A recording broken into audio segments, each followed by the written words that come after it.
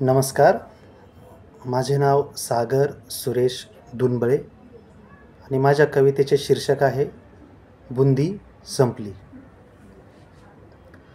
गरिबी होती, भूक होती. गरिबी होती, भूक होती. ढुंगणावरती फाटलेली खाकी चड्डी होती. आणि आज शाळेत पाटलाच्या मुलीचं लग्न, म्हणून शाळेला पण सुट्टी होती. की गरिबी होती, भूक होती, ढुंगणावरती फाटलेली खाकी चड्डी होती. आणि आज शाळेत पाटलाच्या मुलीचं लग्न, म्हणून शाळेला पण सुट्टी होती. लग्नात डाळ होती, भात होता. लग्नात डाळ होती, भात होता. पुरी होती, भाजी होती. गोडधोड म्हणून बर्फी होती, बुंदी होती. असलं काही खायला तर काय, बघायलाही मिळत नाही, म्हणून जीभ पण माझी पाण्याने ओली होती. मंडपाच्या बाहेर मला माझी मोठी बहीण दिसत होती. मंडपाच्या बाहेर मला माझी मोठी बहीण दिसत होती. विस्कटलेले केस, फाटलेले कपडे, तापलेल्या रेतीमध्ये अनवाणी ती उभी होती.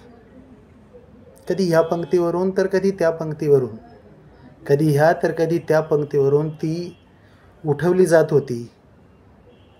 पोटात गरिबीची भूक म्हणून ती कुत्र्यासारखी फरफटली जात होती. शेवटी तिथं जिथं खरकटं टाकलं जात होतं, ती तिथंच मला जेवायला घेऊन बसली. शेवटी जिथं खरकटं टाकलं जात होतं, तिथंच ती मला जेवायला घेऊन बसली. खूप वेळ झाला, पण समोर आमच्या एकही पत्रावळी नाही दिसली. तिनं 17 जणांच्या विनवण्या केल्या.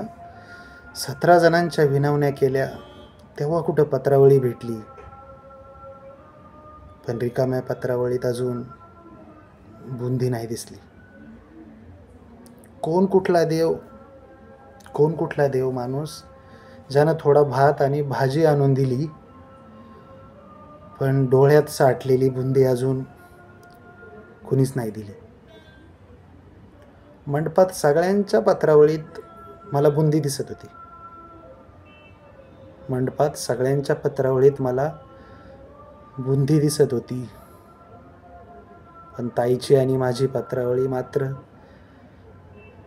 रिकामीच दिसत होती.